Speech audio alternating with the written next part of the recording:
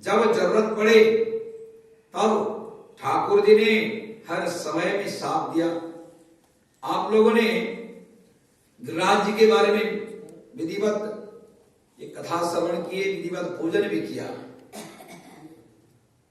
संपूर्ण ग्वाल बालों को उनके जितने भी गाय बछड़े आदि थे, जितने भी पालतू उनके आश्रित थे, उन सभी का भी रक्षा किया है भगवान जी। 7 दिन तक इंद्र वर्षा करते गया, वर्षा करते गया। इंद्र जब तक इंद्र का अहंकार नहीं टूटता तब तक ठाकुर जी ने भी सोचा कि टस से मस नहीं होना, इधर से उधर हिलना नहीं। सब ग्वाल बालों, सब गोप लोगों को, सबको कह दिया कि आप निश्चिंत रहो, एक न एक दिन, एक न एक समय में इंद्र थक जाएगा और आपकी विजय होगी। सत्य का हर समय विजय होता है और जो असत्य है वो ज्यादा देर तक टिकता नहीं। इसलिए ठाकुर जी ने उनको भरोसे में लेकर के रक्षा किया। अब एक दिन की बात है, गोपियां, कथा बहुत सारी थी, गिरिराज जी तक हमको पहुंचना था कल, थोड़े से दौड़ करके आगे बढ़े थे। तो एक दिन गोप कन्याएं जो भगवान श्री कृष्ण को तन मन वचन से समर्पित हो चुकी थी, भगवान श्री कृष्ण का ही बन करके जीती थी। एक दिन यमुना जी में जाकर के स्नान करने का विचार हुआ। यमुना जी में जाकर के सब सखियां एकत्र हो गई जो ठाकुर जी को चाहने वाली थी। गई यमुना जी में जाकर के स्नान करने के लिए प्रवेश कर गई। वैसे तो छोटी छोटी कन्याएं, छोटी छोटी कन्याएं जो सांसारिक वासना से युक्त नहीं थी, एक रत्ती मात्र भी उनके अंदर में, उन गोप बालिकाओं के अंदर में काम वासना नहीं था, किसी भी प्रकार का वासना। वो तो वात्सल प्रेम, इतने प्रेम में मग्न थी कि भगवान श्री कृष्ण ऐसे नटखट थे कि वो इधर उधर चलते फिरते घूमते, किसी गोपी के घर में जाते, किसी के हंडी फोड़ देते, किसी के अंदर में जाकर के कुछ और करके उटपटांग करके आ जाते, किसी के कपड़े, एक दूसरे के कोई सोया हुआ है जा करके कपड़े बांध करके चल दिए, किसी के चोटी बांध करके चल दिए, अनेक। तो उनको चिढ़ाने के लिए ठाकुर जी जानबूझ करके ऐसे करते थे और गोपियां भी खुश होती थी, मन से कभी नाराज नहीं हुई। अपने मुंह से तो बताया कि कान्हा तूने ऐसा क्यों किया है, सब कुछ बिगाड़ देता है। और एक दिन तो क्या, एक क्षण भी कान्हा वहां नहीं पहुंचा, उनके पास खेलते दौड़ते उत्पात करते नहीं पहुंचा तो आंखों से अश्रुपात कराने लगती, आंखों से आंसू गिराने लगती कि आज आया नहीं नटखट। नटखट नटखट नंद किशोर, माखन खा गयो माखन चोर। नटखट नटखट नंद किशोर, माखन खा गयो माखन चोर। जो माखन चोर जो है नटखट करते करते आए और इधर गोपियां माखन निकाल करके रख रही एक पात्र में, निकाल करके कोई खाया, कोई अपने इधर उधर लगा दिए, कोई अपने साथियों को खिलाया, ऐसे कर। तो गोप बालिकाएं स्नान करने का मन हो गया, चलिए जाकर के यमुना जी के यहां जाकर के स्नान कर लेते हैं। स्नान करने के लिए कन्याएं गई और जाकर के स्नान, वस्त्र जो दूसरे वस्त्र जो है उस वस्त्र जो पहनने के लिए स्नान करने के बाद में जो बदलने वाले जो वस्त्र हैं वो लेकर के नहीं भूल गई, वस्त्र आदि लेके नहीं गई। अब वैसे ही बातों बात में सब सखियां मिलकर के चली गई। अब क्या करे, वस्त्र के साथ में प्रवेश करे तो ये वस्त्र सारे गीले हो जाएंगे। छोटी बालिका कन्या तो है, विचार करने लगी कि हम इन वस्त्रों को निकाल देते हैं और एक जगह में उन वस्त्रों को रख देते हैं और अंदर में प्रवेश करके, छोटी बच्ची है, कोई 3 साल की है, कोई 2 साल की है, कोई 4 साल की है, कोई 5 साल की छोटी है। तो उन्होंने वस्त्र उतार करके एक जगह में स्थापित कर दिए। उसके बाद में बड़ी मस्ती के साथ में स्नान करने लगे। अब पीछे पीछे ये जो नटखट है कृष्ण अपने ग्वाल बालों को साथ में लेकर के गए। अब कन्याएं पानी में स्नान कर रही है, खेल रही है और अपने आप में अपनी सखियों के साथ में मस्ती में थी। ठाकुर जी ने अपने साथियों को थोड़ा दूर रखा कि तुम लोग इधर ही रुक जाओ, मैं आज इनको बताता हूं कि यमुना जी के जल में अथवा किसी भी नदी के जल में निर्वस्त्र होकर के स्नान करने का परिणाम क्या होता है, आज मैं इनको बताता हूं। क्योंकि बताना तो पड़ेगा। यदि इनके माता पिता बता दिए होते कि स्नान करते समय में चाहे नारी जाति हो चाहे पुरुष जाति हो, निर्वस्त्र होकर के स्नान नहीं करना चाहिए, ये ज्ञान इन बच्चों को सिखाया जाता बाल्य अवस्था में, तो ये समझ लेते। तो इनको कहीं ना कहीं किसी न किसी समय में किसी न किसी प्रकार से ज्ञान तो देना ही होगा। और ठाकुर जी ने ये भी सोचा कि जल के अंदर में तो वरुण देवता का निवास है। वरुण देवता उसके अंदर, जल के अंदर निवास करते हैं। जब हम लोग कलश में पूजा करते हैं तो कहते हैं कि वरुणसोत्तम भरमसी वरुणस्कम वसर्धनिष्ठो वरुणसरिता। हे वरुण देवता, आप इस जल को पवित्र कर दे, क्योंकि बिना जल का शरीर निरर्थक है, कोई काम का नहीं। पानी बिना जीवित नहीं रह सकता जीवात्मा। तो ठाकुर जी ने उनको समझाने के लिए, उनको ज्ञान प्रदान करने के लिए ठाकुर जी आगे बढ़े। एक दूसरे को पानी से उठा उठा करके हाथों से नहला रही हैं कन्याएं, बड़ी मस्ती में खेल रही हैं। कई सारी थी। ठाकुर जी चुपचाप गए और जाकर के उन वस्त्रों को बड़े प्रेम के साथ में उठा करके ले गए। और बगल में ही एक कदम का वृक्ष था। कदम वृक्ष के ऊपर चढ़ गए और उन वस्त्रों को आराम से ऐसे रखा कि कन्याएं नीचे से जाकर के पकड़ना चाहे तो पकड़ने भी ना आए। ऐसे उन वस्त्रों को स्थापित कर दिए और ऊपर जाकर के बैठ गए। अब क्या करें, काफी देर तक जल में खेलने के बाद, क्रीड़ा करने के बाद में थक गई गोपियां। थकने के बाद में अब बाहर निकलना चाहती हैं कि बाहर निकले तो वस्त्र पहनना पड़ेगा। और वस्त्रों को देखा तो वस्त्र जहां रखा था वहां उन कन्याओं के वस्त्र नहीं है। क्या करें, अब वस्त्र नहीं है, इधर देखती हैं उधर देखती हैं, कोई एकदम नदी बढ़ करके यमुना जी विशाल होकर के भी नहीं आई है और हमारे सिवा और कोई आया भी नहीं है, हमने किसी को देखा भी नहीं। ये वस्त्र गए तो कहां गए, बहुत चिंता करने लगे। चिंता करी, आपस में बोलने लगी अब क्या करें।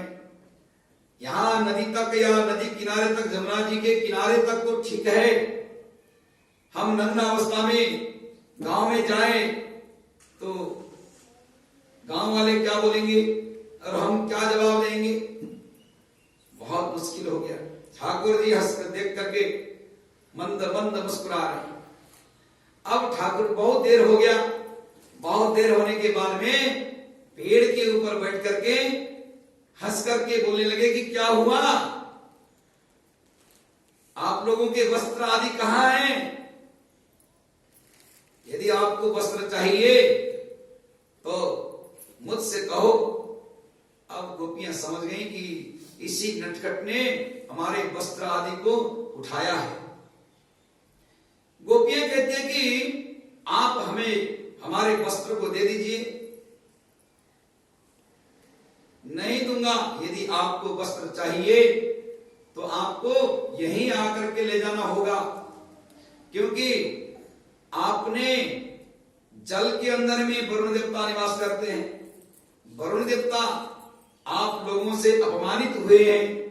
निर्वस्त्र होकर के किसी भी नदी में, चाहे जमुना जी हैं, चाहे गंगा जी हैं, चाहे गंडक जी हैं, किसी भी नदी में निर्वस्त्र होकर के स्नान करने के लिए प्रवेश नहीं करना होता। क्या आपने अपने बड़ों से, अपनी माता और अपने पिता से ये ज्ञान नहीं लिया?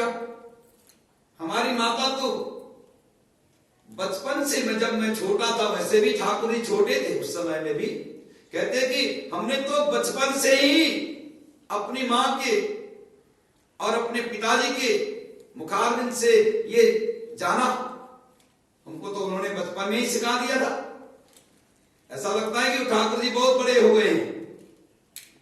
अपने से बड़ी बड़ी जो कन्याएं हैं जो स्नान करने के लिए गई हैं, उनको कहते हैं कि हमने तो बाल्यकाल से ही, बचपन से ही ये जान लिया था कि वस्त्र पहन करके ही नदी में प्रवेश करना होता है स्नान के लिए। आप लोगों ने ये नहीं सीखा। अब आइए, आकर के अपने अपने वस्त्रों को ले जाइए। ठाकुर जी ने बहुत रुलाया, बहुत रुलाया। अब क्या करें? वस्त्र लेने के लिए नीचे की ओर सिर करके वहां बाहर निकलने लगी। कई आचार्य तो ये बोलते हैं कि गोपियां वस्त्र लेने के लिए वहां से निकल करके आई हैं, और हकीकत में तो यह है कि ठाकुर जी ने उन वस्त्रों को दे दिया है और अपने आप वहां से गायब हो गए। बोले वाला कृष्ण भगवान की जय। अब बड़ी खुश हो गई, प्रसन्नता के साथ में वस्त्र तो मिल गए। ये वैसे छोड़ने वाले कुछ न कुछ उटपटांग करके ही छोड़ने वाले थे। उन्होंने किसी के वस्त्र को किसी में मिला दिया, किसी की वस्त्र को किसी में मिला दिया। सबको 20, 25, 30 कितने कन्याएं गई थी स्नान करने के लिए, उनके वस्त्रों को सब जैसे खिचड़ी बनाने के लिए दाल और चावल को मिलाया जाता है, उसी प्रकार से मिला दिया। अब क्या करें, जल्दी में कोई ना आ जाए, हो सकता है कहीं गाना छिप करके देख रहा हो। जल्दीबाजी में किसी ने किसी का पहन लिया, किसी ने किसी का पहन लिया, किसी ने किसी का पहन लिया। ऊपर को पहनने वाला किसी और का और दूसरा किसी और का, ऐसे करके जा रही। घर में, अपने अपने घर में पहुंची। जाने से पूर्व में रास्ते में जो गोपियां थी, कोई कहते कि मैं तो चल भी नहीं पा रही हूं, मुझे तो बहुत कष्ट हो रहा है, थक गई। बहुत देर तक पानी पर रही, डुबकी लगाते रही। अब मैं उस कान्हे को, उस नटखट को बताऊंगी, जब मिलेगा मेरे घर में तो 10-10 गायें हैं, शब्द ब्याई हुई, और हमारी माता बड़े बड़े मटकों में जो सिंक होता है, जो घास के द्वारा बनाया जाता है, घड़े को रखने के लिए लटकाया जाता है, उसमें घड़े रख देते हैं। हाँ, तो डंडा करके जब आएगा, आज तक तो हमने बताया नहीं, हमने कभी हमारी मैया को नहीं बताई कि कब ठाकुर जी आता। सब मालूम है। गोपियां कहती है कन्या कि हमको तो सब मालूम था। जब वो आता है अपने साथियों को बुला करके लाता है, और साथियों को बुलाने का इशारा भी ठाकुर जी का तो कुछ और ही है। कोई ऐसा शब्द करता, उन सबको ऐसा कोड बता रखा है कि ऐसे शब्द मैं करूंगा तो आप लोग सब आ जाते, सारे आ जाते घर में, एकदम सीधे साधे होकर के बैठते हैं। और ठाकुर जी की जैसे इशारा हो गई, जैसे सिटी बजी, सब इधर से निकले, इधर से निकले, उधर से निकले, चारों तरफ से एकत्र हो जाते। तो इस प्रकार से गोपियां आपस में बोलती है कि आज तक हमने इस गाने का, इस नटखट का शिकायत अपनी माता और पिता से नहीं की। हम जानती थी, जब चोरी करने आता था तब भी हमको पता होता, जब मटकी फोड़ देता तब भी हमको पता होता। तो माँ पूछती थी कि इसको ये मटकी किसने फोड़ा, तो हमको जानबूझ करके भी अनजान बन करके कह देती थी कि हमको पता नहीं है। अब देखना, अब तुझे हम पकड़वा करके ही रहेंगे, बंधन में बंधवा करके रहेंगे, और मैया यशोदा जी के यहां जाकर के सुनाएंगे, पूरी कहानी सुनाएंगे। इस प्रकार से घर में पहुंची, घर में जाती हैं, कुछ खाने लग जाती हैं मैया, उनको श्रृंगार करने लगती है। उस समय में भी मन में काना दौड़ने लगती, टिकना नहीं है, घर में रुकी नहीं है। कहते हैं कि खेलने के लिए बाहर जाए, कब ये काना मिले, कब ये ठाकुर जी मिले, और हमको अनेक लीला दिखाई। ठाकुर जी ने बहुत लीला किया है। राजी के पूजन के बाद में अनेक कार्य जो करना बाकी था, उसके लिए आगे बढ़ते हैं। वृंदावन में जाकर के ठाकुर जी ने, वृंदावन में जाने के बाद में, वृंदावन में भी ग्वाल बालों के लिए बहुत पवित्र काम किया है। और प्राचीन काल में जो यदुवंशी आदि जो राजा हुए, उन यदुवंशियों में जो कोई अलग जाकर के बैठ गया, कोई कहां बैठ गया, कोई कहां बैठ गया, किसी ने कोई अपने स्थान में जाकर के अपना ही राजपाट बना करके शासन करने लग गए, कोई कहां, कोई कहां, कोई कहां, ऐसे। अब ठाकुर जी को मालूम पड़ने लगा कि अब हम लोग बड़े हो गए हैं, अब हमें उल्टा सीधा नहीं करनी चाहिए, अपनी मां और अपने पिताजी को भी कष्ट नहीं देना चाहिए, ज्यादा सताना नहीं चाहिए। विचारे कर रहे थे, तो उतने में गोपियां एक आई, दूसरी आई, तीसरी आई, चौथी आई, पांचवी आई, छठी आई, ऐसे करते करते तो कई सारी गोपियां जो है वहां पहुंच गई। कई सारी गोपियां आई हैं, और गोपिनियों ने वहां आकर के कोई छिप करके देखती है कि ठाकुर क्या कर रहा है, कान्हा क्या कर रहा है, कोई मैया यशोदा कहाँ है, कहीं हमें परेशान करने के बाद में उल्टा आकर के मैया को न कहे कि देखो मैया आज देर हो गई। इन जो गोपियां हैं उन्होंने हमको तंग किया।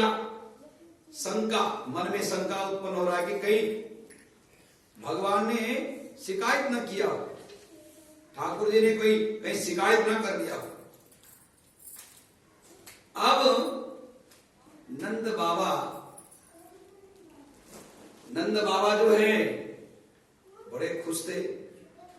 जब पहले आपको कथाएं मैंने बताया था कि गिरिराज जी की पूजा सब मिलकर के किए, उत्सव भी हुआ। उसके बाद में एक दिन एकादशी का दिन था। एकादशी के दिन में मातेव सर्वबालानां रोगीणाम औषधि इव रक्षातम सर्वलोकानां निर्मित एकादशी तिथि।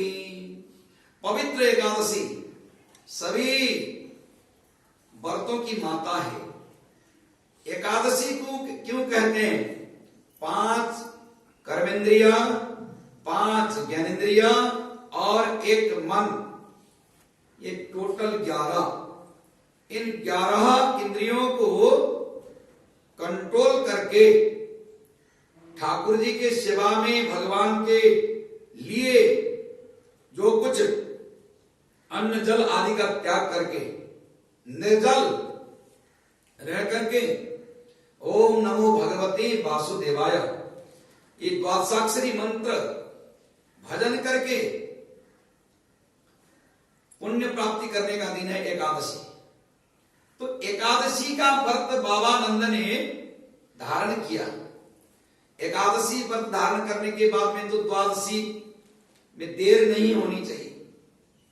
बाबा को ये तो पता था कि प्रातः काल में 6 बजे से पूर्व में ही संध्या बंदन हव धावन जप तप पूजा नित्य नियम करने के बाद में 6 बजे एकादशी का पारायण करना है। कभी कभी ऐसी एकादशी हो जाती है केवल उदय में एकादशी रही हो एकादशी के दिन में, और दूसरे दिन में द्वादशी समापन होकर के तीसरी त्रयोदशी प्रवेश करती हो। द्वादशी के सुबह में थोड़ी देर द्वादशी, उसके बाद में त्रयोदशी प्रारंभ हो। वैसे तो एकादशी व्रत करने का नियम नंद बाबा को भलीभांति पता था। एकादशी व्रत कैसे धारण करते हैं? शास्त्र तो ये बताता है कि द्वादशी के सायंकाल में भोजन न करें। दसवीं की रात्रि में, दसवीं में एक टाइम भोजन करें, मतलब सायंकाल में भोजन न करें। सूर्य अस्त से पूर्व में, दसवीं के दिन सूर्य अस्त से पूर्व में भोजन करें, रात्रि भर भोजन न करें। एकादशी को निराहार रहें और द्वादशी को भी एक बार भोजन करें। इस तरह से एकादशी व्रत का नियम होता है। उन्होंने एकादशी व्रत तो किया।